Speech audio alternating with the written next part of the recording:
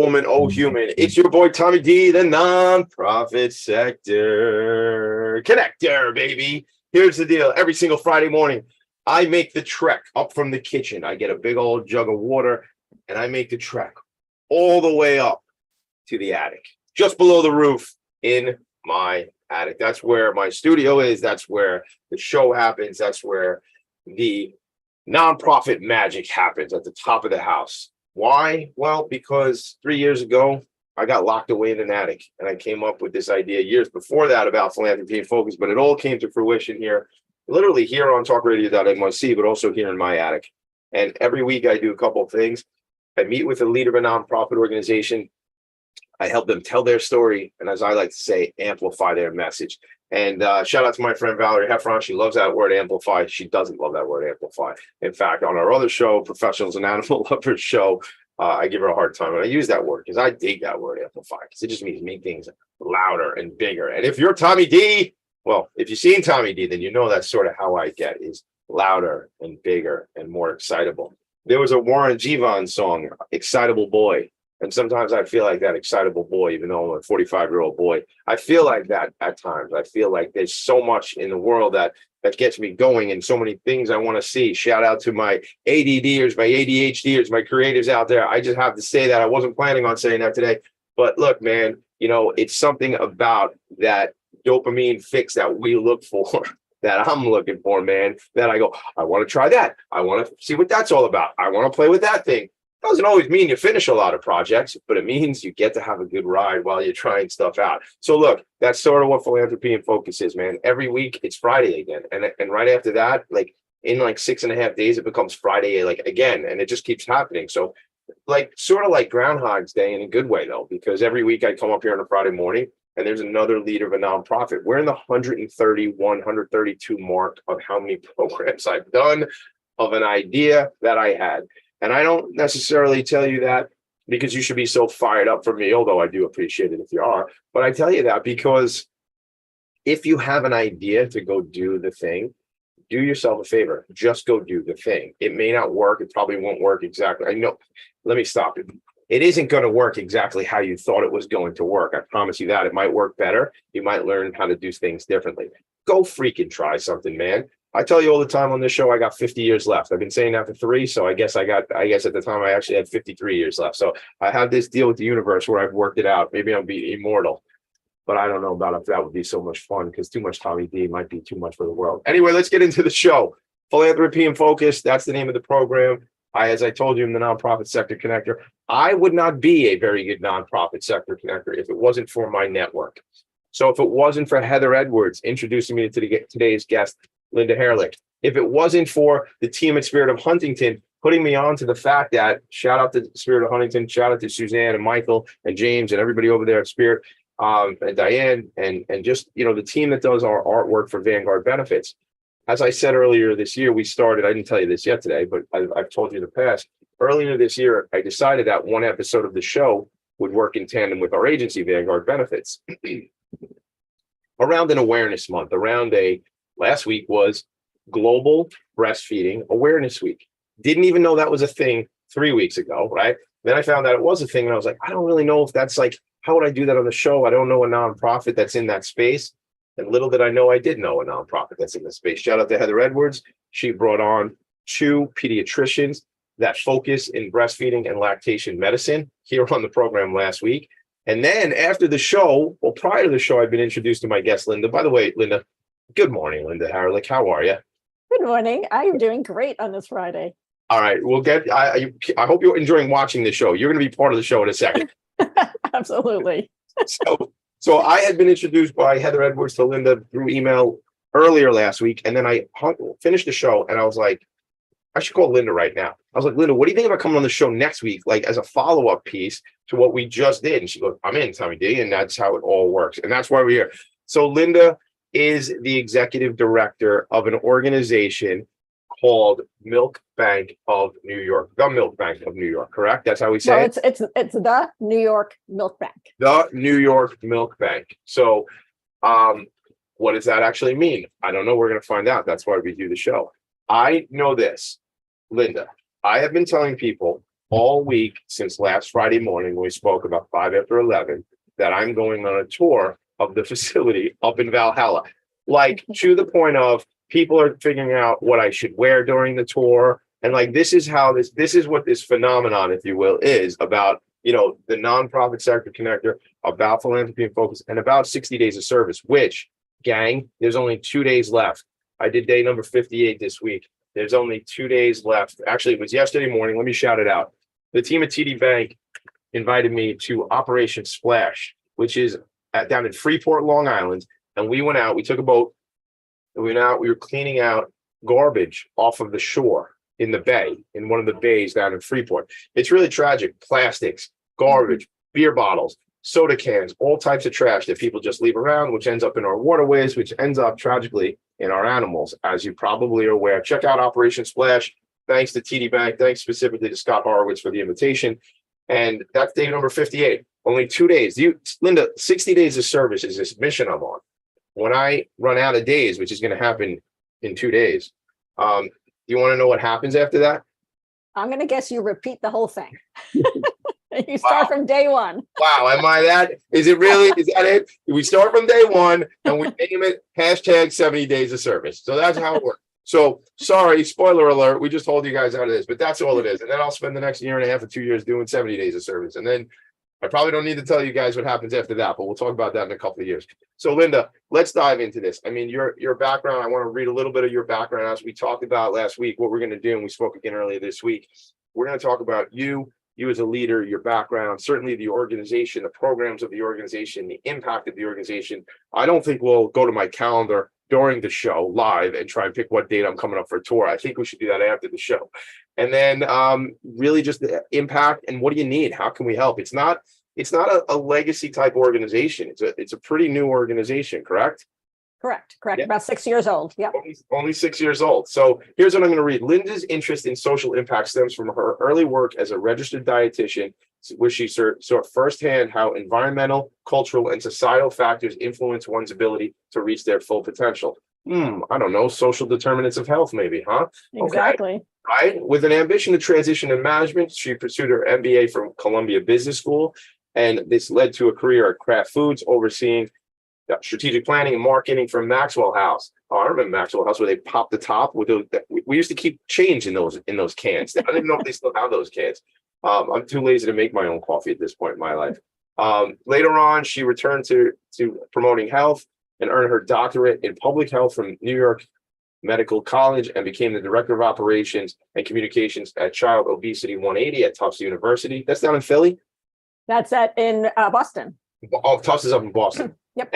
And here she combined her management expertise with public health knowledge to accelerate and transform the startup nonprofit to leading an organization in childhood obesity prevention. It goes on more and more, but I really want you to be able to tell the story. It's funny. I want to say something. I met a young man last week who's got 2 master's degrees and is really trying to crack into public health work. And one of his master's degrees in public health. And he's in jobs right now that he's not happy doing. And I said, you can't do that anymore. And I don't know. I mean, I just met him. I was at an event. I met his aunt randomly. I don't think there's anything random. I met his aunt. She said, you need to meet my nephew. She brings him over. And we're chatting. And on Saturday, last week, we had like an hour conversation because I was in the car. But I said to him, look, man, let me help you. Like, let me make connections for you. So Linda, I might ask you later on, like, can I introduce this guy? Right? Like this is absolutely. I love talking to young people about their careers, public health, providing some mentorship. Yes. I will use his first name because it's a very common first name. Michael, I will be making an introduction for you. All right, Linda, thank you for that because that makes me a better of course right away. So let's talk about your journey. I want to know how you got to this work. Well, we just talked about your degrees and your designations. I mean, what is your journey? What was the trip about? Well, I would say it's basically always sort of leveraging the skills and the talents I kind of developed over time. So when I started off as a registered dietitian, I was working up in Boston, Mass General Hospital, Brigham Young Women's Hospital, and I really did enjoy the work. I enjoyed the clinical work. However, there was sort of at that time, there was no career path. I'm very goal oriented, so I kind of needed like a ladder to climb. So that's why I decided, well, perhaps I would be better suited to management. And that's why I went and got my business degree from Columbia Business School. And I had all full intention of going back into healthcare in the area of management. However, I fell in love with marketing when I was at business school. And, it was just so similar in my mind to whether you're trying to persuade or motivate someone to stay on a particular diet or a course of exercise, or, buying your brand, or, enjoying, what you have to offer from the commercial side of things. It was very similar, understanding someone's insight, their motivation, what they're trying to achieve, what their goals are. And so I decided to just go into corporate America and get some classical, it's called consumer packaged goods marketing experience, very classical marketing training. And then I would go back into healthcare. Well, I really enjoyed my time at Kraft, worked with super smart people, always had interesting projects, always a challenge. And so 17 years later, decided now is the time. So I was at Kraft for 17 years. And as I said, really enjoyed my time, but wanted to work in an area of what I call like greater social consequence. I always found, purpose in my work, but really wanted to, do something where I could feel that I was sort of giving back more directly. And so decided the best way to do that was to go and get my doctorate in public health, because public health is really broad. It's everything from, vaccines to wearing a seatbelt to chronic illnesses. So it's so broad that I figured I would find my way in that if I got this academic training. And I really enjoyed, and I didn't plan this. It wasn't like, 5 years before that I had planned it. It was just something that I started to pursue and decided to dive into. And then from there, I always say to keep your network alive and well fed. And through a connection at Kraft, I met the founders of Child Obesity 180 at Tufts University. And it was sort of like a perfect combination because it was a multi-sector organization. And I was like a multi-sector person. I had worked in nonprofits, corporate America. I had worked on a government grant at one point. I had worked at a university when I got my degree. I was also working there at New York Medical College. So I sort of had this, broad kind of multi-sector experience as well. And so that's sort of how I really started my sort of public health and nonprofit work was back in, I say, 2012. And then I, worked in the area of childhood obesity for a while. And then again, someone called me and a executive recruiter and said, we have this job at the New York Milk Bank. And I thought, oh my goodness, this is the exact combination. It's public health, it's food production, whether you're producing coffee or you're producing pasteurized, donor human milk, it's the same process, I will say. So I thought this really combines, all my skills, all my talents, all my knowledge, and I wanted the challenge, so I accepted. What year did you join the organization? So I joined just in the beginning of 2022. So I've been here about 18 months. 18 months. Wow, what a great culmination. They say like hindsight is 2020, right? Like you now looking back at it, you go, oh, well, that made a lot of sense that I would sit there and do that thing and pick up this knowledge. And, I wrote something from the very first moment you started speaking about leveraging your skills. Mm-hmm. So now I think it's probably you're in this unique position to look back and go, I'm in this role because of all these skills I acquired. Like, there's like some, I don't know much about like gaming or like cards, like Pokemon cards and things like that, but my kids sometimes collect them, and some of the people listening might be into this type of stuff. And I think about like skill cards, and like you've collected these skill cards, and I'm at this point at 45 years old thinking like, well, what are my skill cards? What are the battle cards that I have that I can put into play, right? And I think that's what we need to do as we grow in our careers, and career is such a funny word to use because like, for many years, I started my career at ADP in payroll sales when I was 24 years old. That was a long time ago. And I always refer to myself for a long time as I'm a sales guy. I'm a salesman. I'm a sales guy. And, somebody's checking in talking about creativity on Twitch. And I just think it's all about us gathering these things and not putting ourselves in one box. Like that was very limiting for me, honestly, to just be like, I'm a salesman. Look at myself as like a creative. Yeah, maybe a bit of a showman, but not like not like this. But I think we need to realize there's so much we gain and garner, and the knowledge And the other piece that stood out for me, which is so on brand for the nonprofit sector, Connector, as you were talking about some of the moves you made, you said you wanted to keep your network well fed. You wanted to nurture those relationships. God, critically important, not to mention how I already leveraged an introduction in the first 2 minutes of the show. Like, I'm like, I got to hook up with this guy because that's going to help. It's going to help him, which helps me, which I feel better. Maybe it helps wherever you help him land if such a thing happens. And that's the world. And that's what we're supposed to be doing. So really, really important way to start the show off like that. We are going to go to a quick break. When we come back, we're going to dive more deeply into this conversation about you, your background, and obviously the organization. And then for our friends who are watching this video somewhere, there's a freezer behind you, and we'll find out what's in the freezer when we come back. That's a teaser on the freezer. Go for Tommy D. We're right back. Are you a business owner? Do you want to be a business owner? Do you work with business owners? Hi, I'm Stephen Fry, your small and medium-sized business or SMB guy, and I'm the host of the new show, Always Friday. While I love to have fun on my show, we take those Friday feelings of freedom and clarity to discuss popular topics on the minds of SMBs today. Please join me and my various special guests on Friday at 11 a.m. on talkradio.nyc. Are you a conscious co-creator? Are you on a quest to raise your vibration and your consciousness? I'm Sam Leibowitz, your conscious consultant, and on my show, The Conscious Consultant Hour, Awakening Humanity, we will touch upon all these topics and more.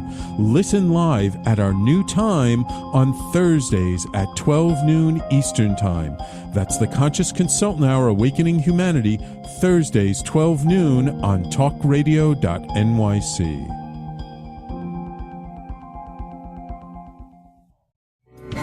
What really drives success in business? Introducing Intangify, the show that explores the intangible assets that create value and growth. I'm Matthew Asbell, your host and an attorney focused on innovation. Join me Fridays at noon Eastern to discover how innovation, culture, and other intangibles shape thriving companies from startups to established businesses. We'll share strategies to unleash your business's true potential. Tune in live on talkradio.nyc Fridays at noon Eastern and Intangify your business today. You're listening to Talk Radio NYC. Uplift, educate, empower.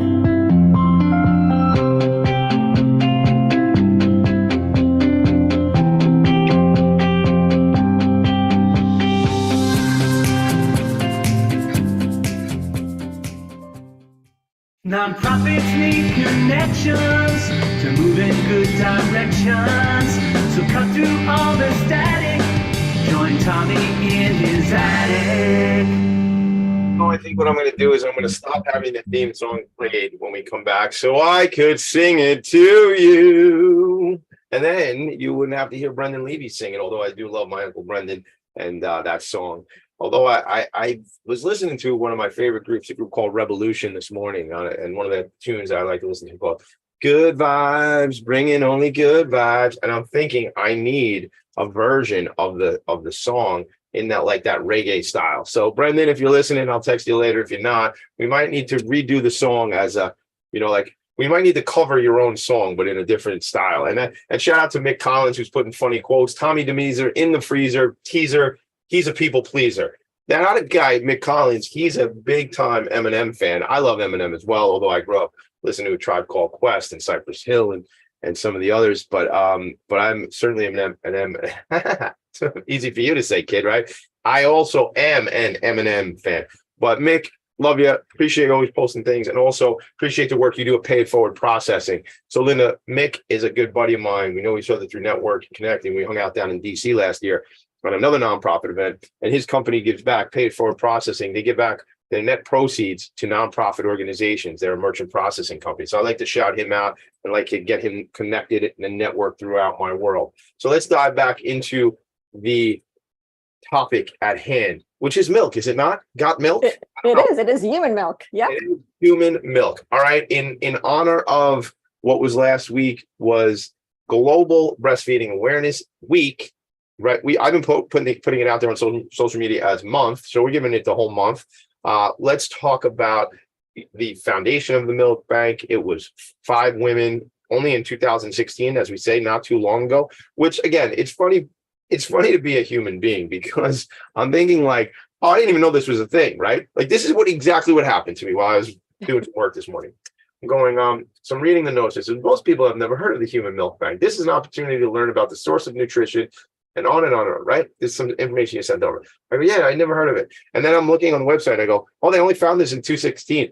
I go, what do you mean? How come it took so long? Right. And I go, but I never heard of it a minute ago. And then I was already on to like, how come it didn't exist already? I think that's funny. And some people are laughing. And some people are like, shut up and let Linda talk, Tommy. Okay, fine. We'll do that. So Linda, let's talk about the organization. Let's talk about the founding of the organization. Because as the executive leader of the organization, I know you know the story. So let's dive into some of that.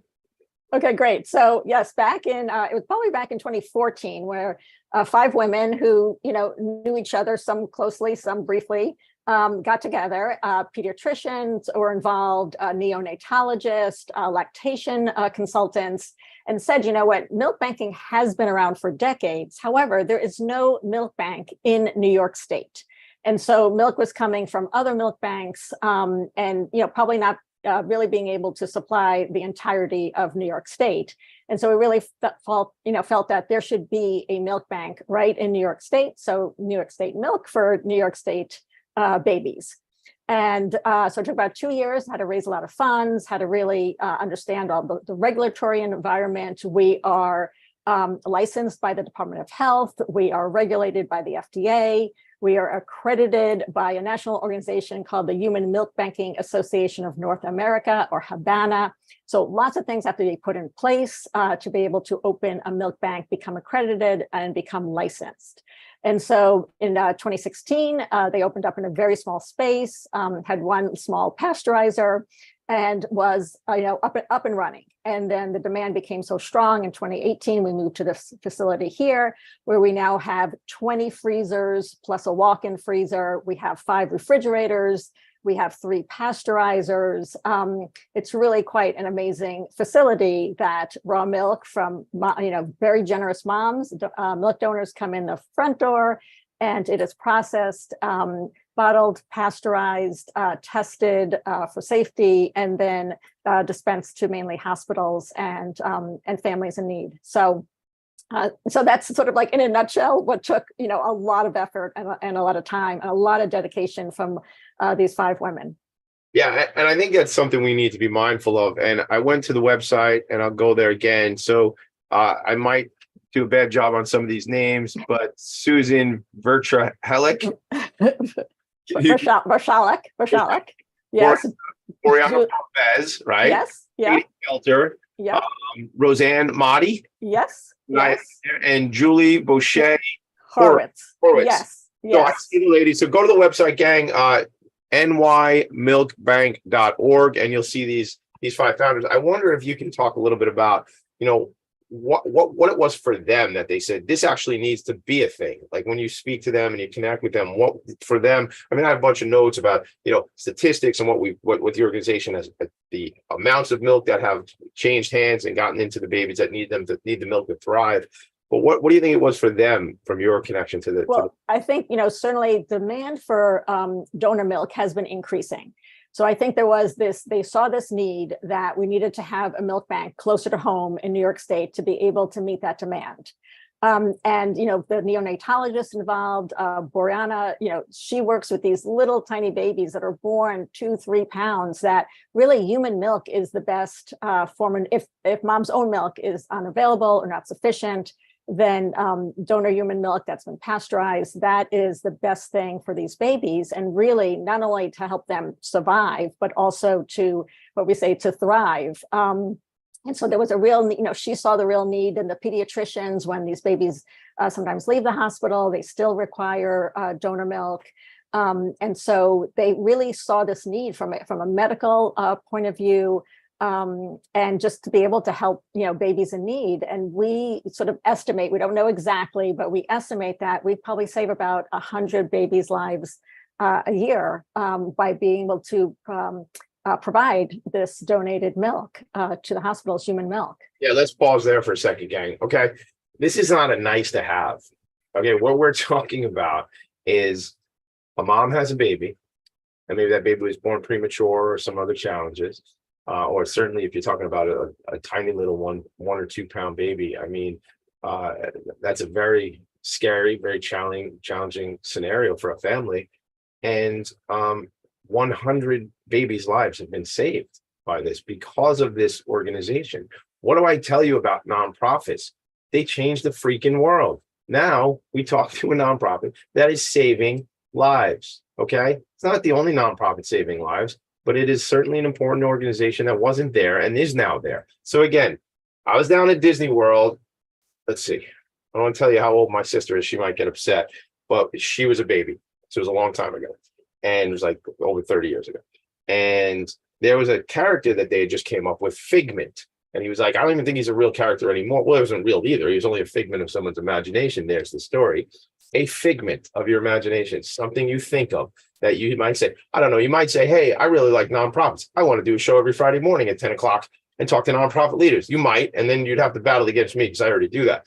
But the idea is you might do that, or you might say, I want to found a nonprofit organization, or you might say, I want to build something that will change people's lives and make them safer, healthier, have more fun, whatever. Do it. Just try it. This show was never really supposed to be about me inspiring people to just go out and do stuff, but it sort of turns into that. Because if you don't do it, and these 5 women didn't do it, well, maybe those 100 babies' lives would not have been saved. What's that impact? That's what we talk about. We talk a lot about impact. I'm on a rant. Let me get off my soapbox. Let me put my soapbox back in the closet. Okay. Yeah, I'll also say one other thing. The lactation experts, Julie and Roseanne in particular, who founded the organization, they also saw that it's very difficult when a baby is born premature. The mom's mammary glands are also premature. Sure. So it doesn't always mean that they can produce anything or enough for that baby. So it's all biology, right, Linda? Yep. The mom hasn't gotten to that stage yet. Exactly. Right, makes sense. Yeah, exactly. So that's why this is so critical. I want to talk now about the day in the life of what it's like at the milk bank. Although before we do that, we're actually going to go to a quick break. So before we go to a break, I want to ask you, Linda, what's in the freezer? Do you want to see it right now or when we come back? No, let's go now. Let's look at it now. You go get what's in the freezer, come back, put your headphones back on. So I will play you guys through this. So my friend Linda just took her headphones out and she's just opened the freezer and she's coming back and she has I saw the bag. I think it's a pink plastic bag. Now she's back. Okay. So this bag. Okay, so we like a lot of color coding at the milk bank to keep things straight. So this bag actually contains milk from a mom whose baby was born premature. So that's why it's pink. Okay, so if a baby was born less than 37 weeks, then for the next 30 days, any milk that mom produces is considered to be preterm milk. So this can go specifically to preterm babies and really has a lot of the protein and the nutrients that a premature baby would need to continue to grow and develop. Wow. And so the milk comes in, it comes in a box, typically, or mom can drop it off. We love it when moms drop off their milk if they live close by, because sometimes they bring their babies, which is great. Because they bring the babies with them. Sometimes, yeah. Well, kind of like, they're kind of attached at the hip, or at the breast, we could say. So they come in, or it comes in overnight delivery, and it's it's still frozen when it comes to us. We unpack it. We make sure that it's all good. We weigh it, and then we put it into these bags. It will be color coded if it's a specially typed milk, and then it's put directly into our freezer. So I'm going to go put it back in our freezer because it needs to stay frozen. Go back, get it frozen. I'll be here. So I have a lot of questions for Linda when she comes back. I want to know, and I'm sure you guys want to know too, if I was a mom, and I'm not a mom, but if I was a mom, so Linda, here's what I was talking to the crowd while you were away. So here's what we want to know, and maybe we'll do this when we come back, but I'll give you some time to think about it. So if I was a new mom, or why don't I stop being a new mom? If I had a woman in my life and she was a new mom, or a friend or whatever, and she had surplus milk, right? Mm-hmm. What would do you send her? You don't have to answer this now. We'll let everybody think about it. It'll be like a game show. You all think about what it might be, and then Linda and I'll tell you the answer when we come back. But what is she sent? A kit? How does she know how to? I'm going to tell you the whole thing. I know you are. But think about it. So, what does that all look like? I want to know. Everybody know. Inquiring minds want to know. We'll be right back. Are you passionate about the conversation around racism? Hi, I'm Reverend Dr. TLC, host of the Dismantle Racism Show, which airs every Thursday at 11 a.m. Eastern on talkradio.nyc. Join me and my amazing guests as we discuss ways to uncover, dismantle, and eradicate racism. That's Thursdays at 11 o'clock a.m. on talkradio.nyc. In a post-COVID world, you may have many unanswered questions regarding your health. Are you looking to live a healthier lifestyle? Do you have a desire to learn more about mental health and enhance your quality of life? Or do you just want to participate in self-understanding and awareness?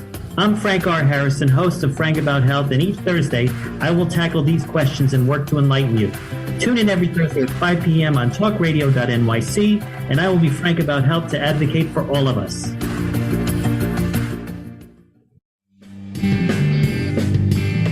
Hey everybody, it's Tommy D, the nonprofit sector connector, coming at you from my attic. Each week here on talkradio.nyc, I host the program Philanthropy and Phocus. Nonprofits impact us each and every day, and it's my focus to help them amplify their message and tell their story.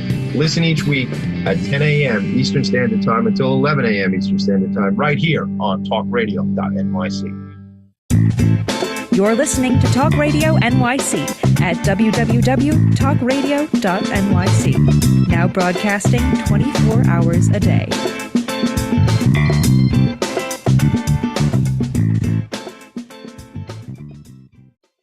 Nonprofits need connections to move in good directions. So cut through all the static.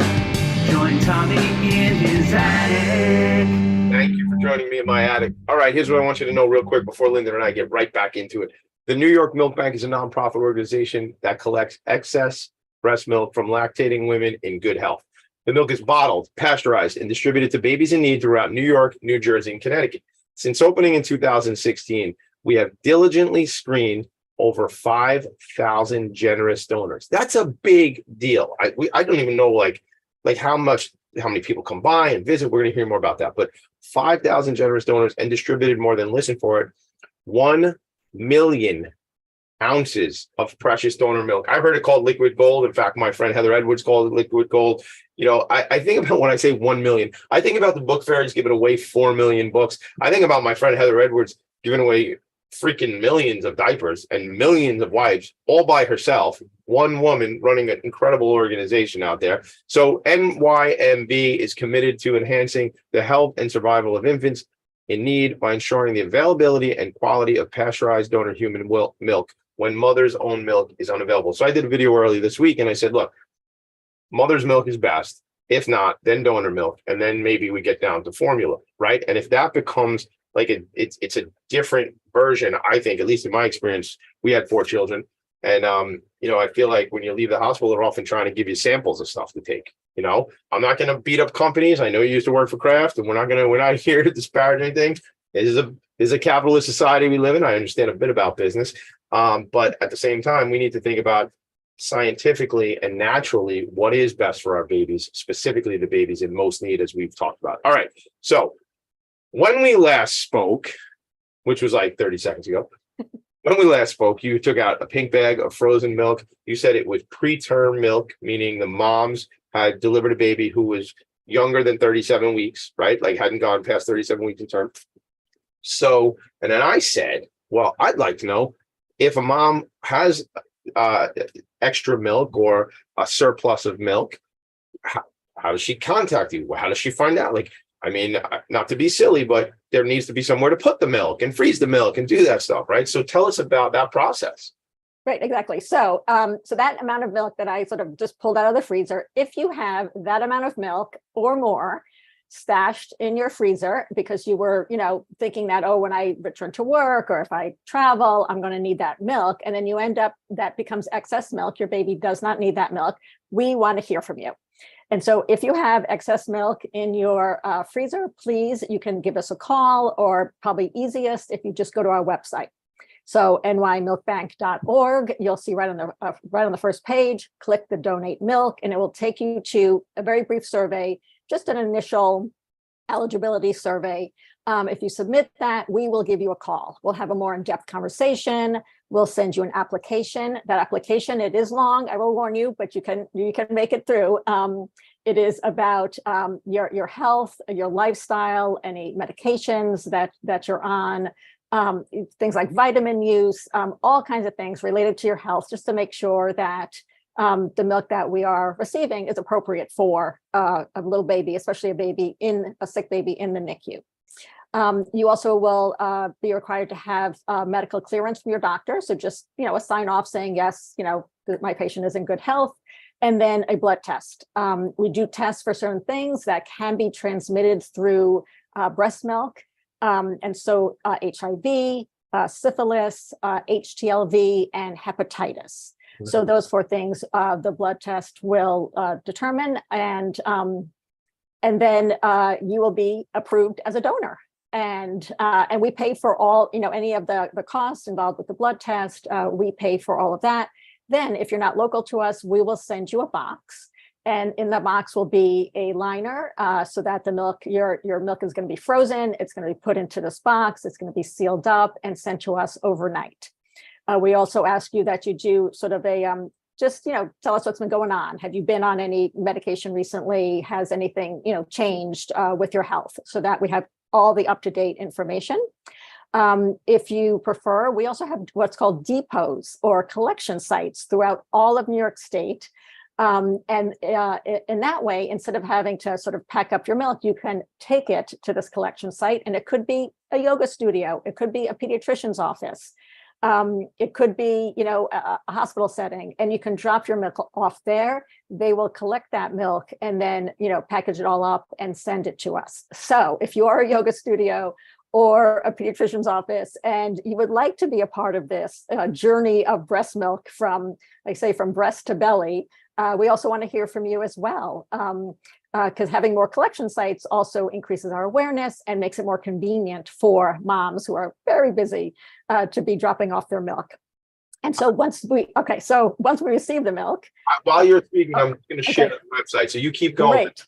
Okay. So once. You'll see the website. Go ahead, Linda. I'm sorry. Yep. So once we receive the milk, we check it in, we weigh it, we put it into bags. Oh, there I am in my hairnet.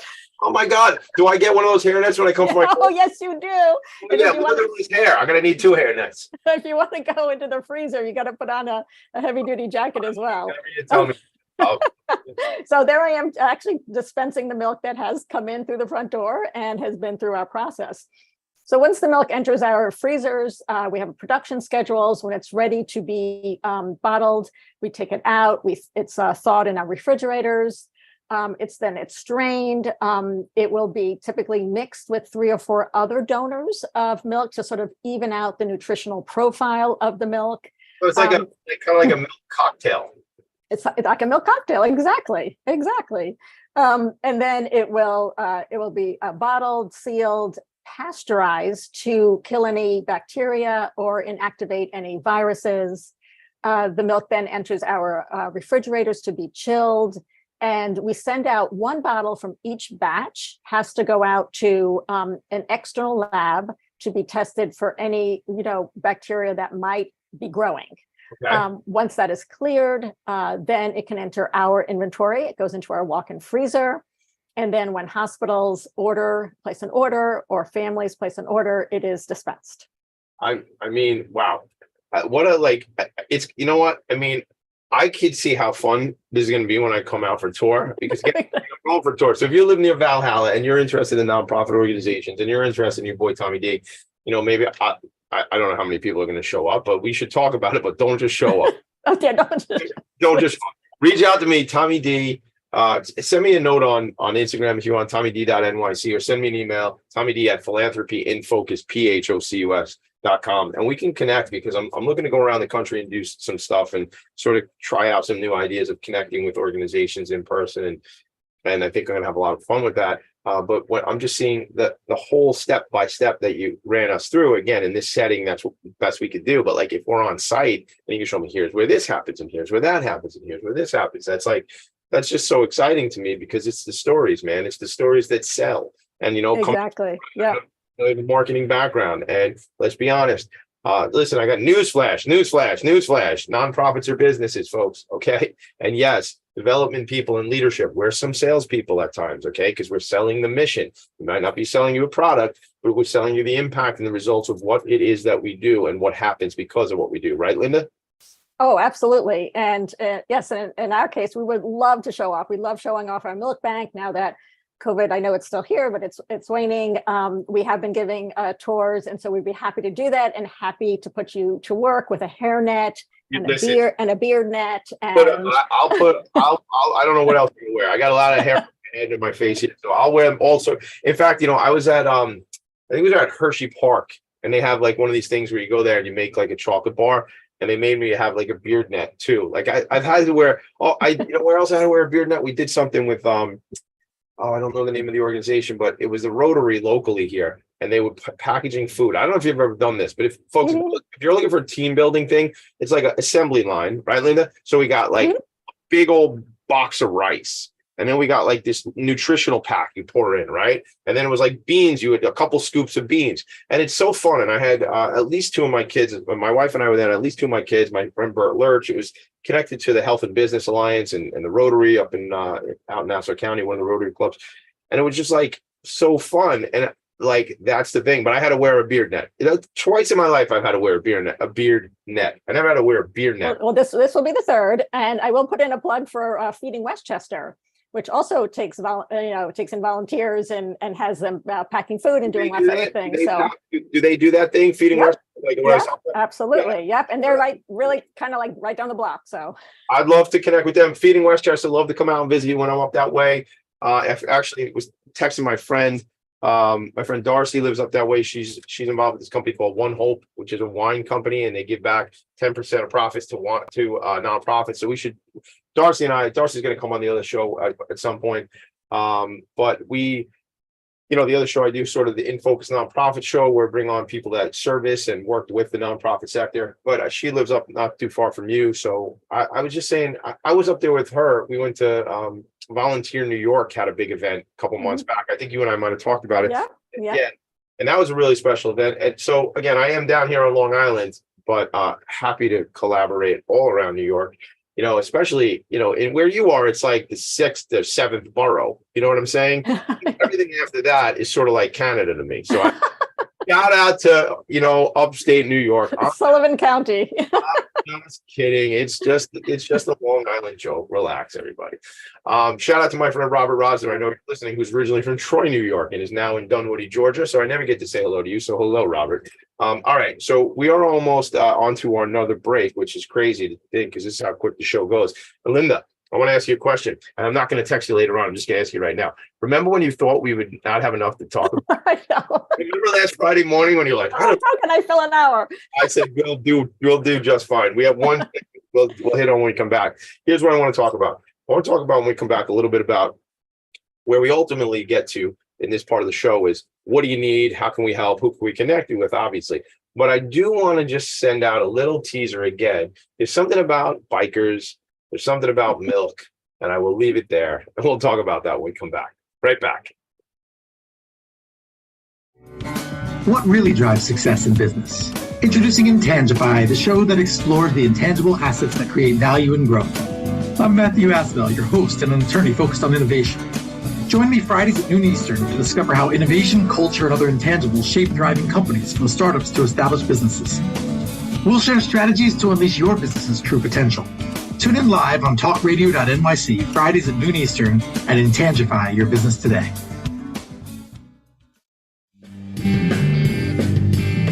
Hey everybody, it's Tommy D, the nonprofit sector connector, coming at you from my attic. Each week here on talkradio.nyc, I host the program Philanthropy and Phocus. Nonprofits impact us each and every day, and it's my focus to help them amplify their message and tell their story. Listen each week at 10 a.m. Eastern Standard Time until 11 a.m. Eastern Standard Time, right here on talkradio.nyc. Are you a conscious co-creator? Are you on a quest to raise your vibration and your consciousness? I'm Sam Leibowitz, your conscious consultant, and on my show, The Conscious Consultant Hour Awakening Humanity, we will touch upon all these topics and more. Listen live at our new time on Thursdays at 12 noon Eastern Time. That's The Conscious Consultant Hour Awakening Humanity, Thursdays 12 noon on talkradio.nyc. You're listening to Talk Radio NYC at www.talkradio.nyc. Now broadcasting 24 hours a day.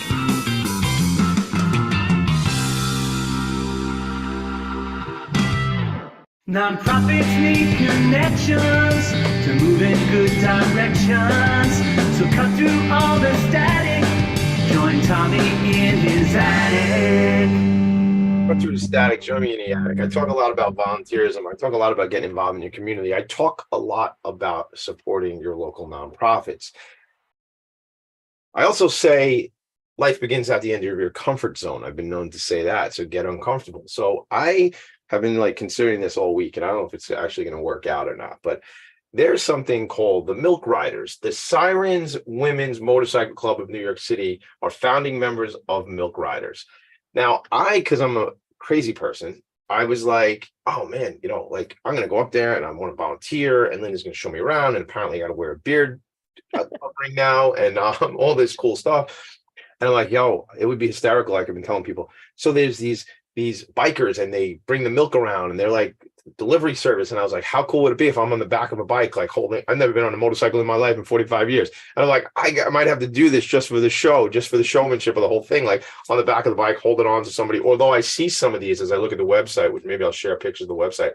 I see some sidecars. I think I'd be perfect to be in the sidecar, because then I don't have to worry. I wouldn't be so anxious and nervous. So maybe we do a milk run, a milk run.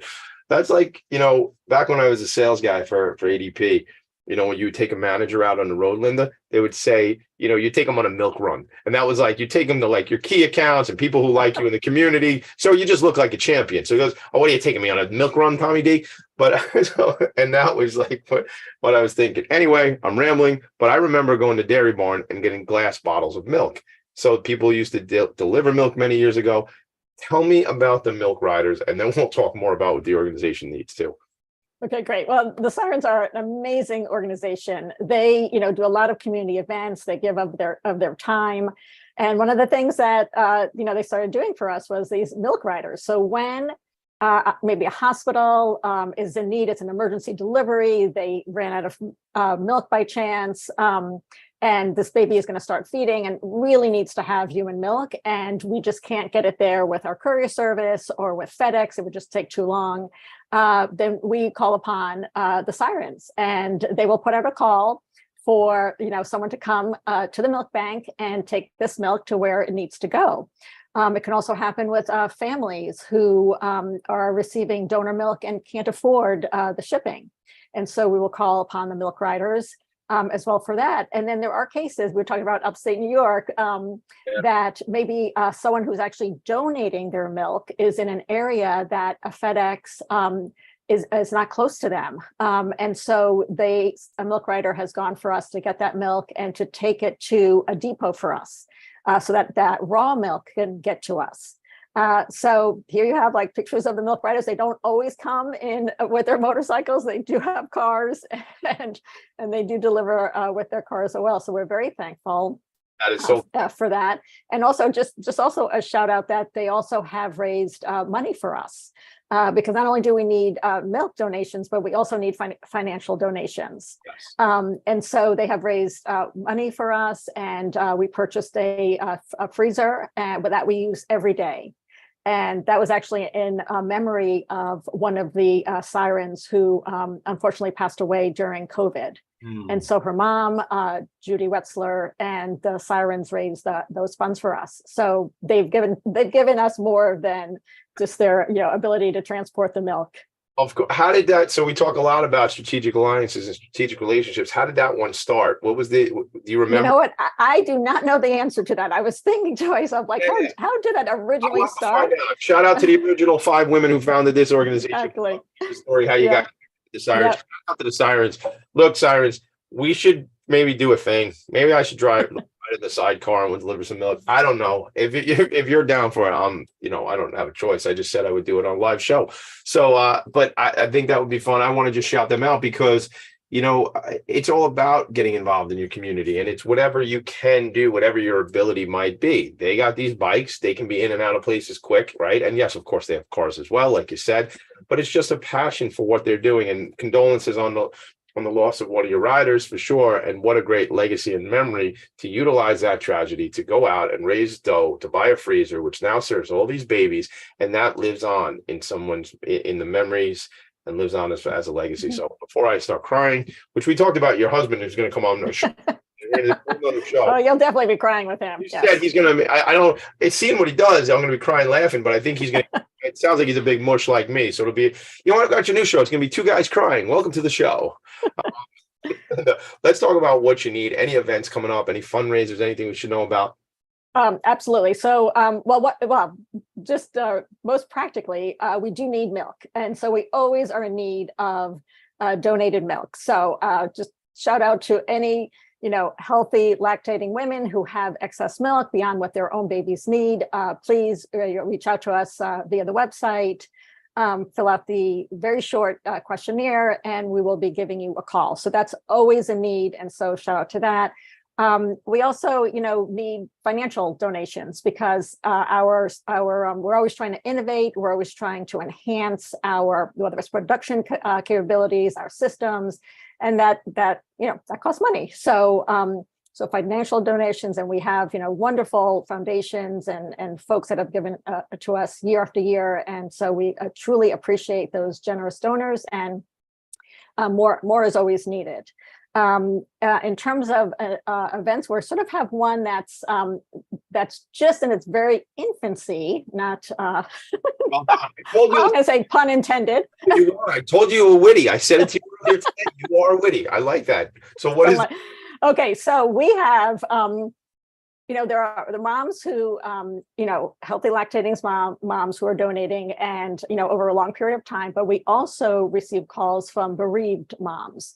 So these are moms who have yes, we're going to be crying, have lost their babies, and they feel that there is a meaning to them and a worth to them, to us, to be able to donate the milk that they have maybe already pumped, or they want to pump a little bit to have, to give some meaning to their tremendous loss. And so we have what we call a butterfly tree. And so we have paper cutout butterflies that we put the baby's name on and their date of birth, and it sits up there as a remembrance and really to honor these babies and their moms who have given milk to us. And we would like to, instead of having paper cutouts, we want to have something a little bit more, long lasting. And so we are creating ceramic butterflies. And I always say, when I work for an organization, all Harelicks work for an organization. And my brother-in-law, who is I'm not sure if it's called, I have to ask him this, a potter or a ceramicist. This is what he does as his business. Like he does like this. Yeah. It's gorgeous. Dan Harelick, look him up on Instagram. He does amazing, beautiful things. And he has a real passion for this work, and he has a studio and he teaches children and adults. And so next on Tuesday, my staff and we were going to go, and he is going to let us cut out some of the butterflies and then he will paint them and fire them. And then I would love to have an event where we reveal our new butterfly tree and invite moms, donors, bereaved moms, donors, our funders to celebrate and to honor this. So that's something that we would like to do. I want to, if this is the right Dan Harelick Studio Art, you think that's correct? Yep, that's correct. We're going to give you some pub right here. I'm going to actually just share my screen. Go to the Instagram, go to the IG. While you're there, check out TommyD.NYC. While you're there, check out my guy Cheeto, my dog.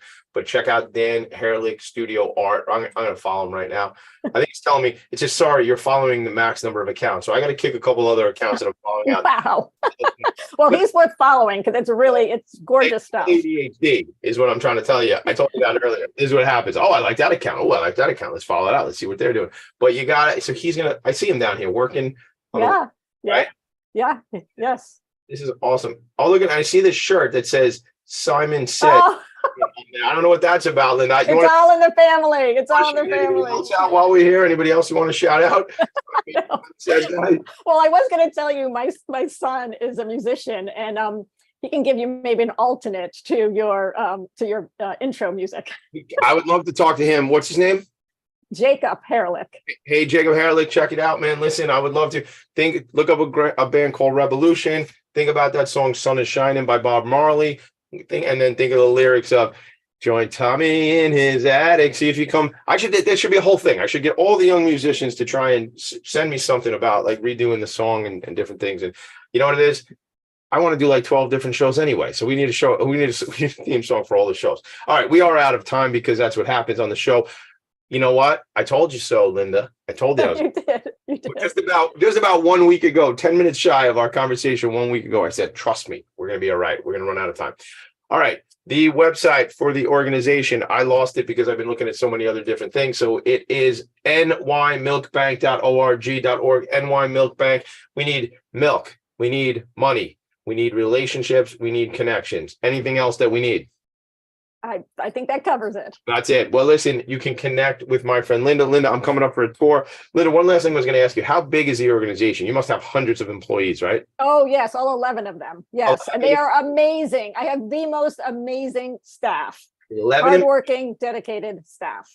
Thank you. 11 employees changing the world and saving lives. Okay, gang. The joke was I knew she didn't have hundreds of employees. I didn't even need to ask. These are my people. These are who I hang out with. Come on now. A lot of hats. You know, I love to wear hats, but that's not what this is about now. But people wear a lot of hats in this space, and we must support our nonprofits. Go out, volunteer. If you want me to come volunteer, will you let me know where you're going to be? I'll come out. We'll do a little volunteering. We'll record the thing, and 9 or 10 people will watch it. Listen, Linda, I appreciate you. Shout out to Heather Edwards. Shout out to Dr. Lena Edelstein, Dr. Laura Macaluso. When I was showing some stuff, I saw Dr. Macaluso's office is one of the depots. Exactly. It's amazing, like the connections that are made. So connected. It is so connected. I can't wait to meet you in person. Even if I have to get my winter coat out in September. No, we'll supply the winter coat. Oh, you even have the coats for me. Oh my God. All right. I'm large is fine. Large size. And I'll have a Hawaiian shirt on underneath it if that's cool. That's totally cool. All right. We will be back in a week. Your boy Tommy D, the Nonprofit Sector Connector. Make it a great day, everybody. See you later. Bye, Linda. Thank you. Nonprofits need connections to move in good directions. So cut through all the static. Join Tommy in his attic.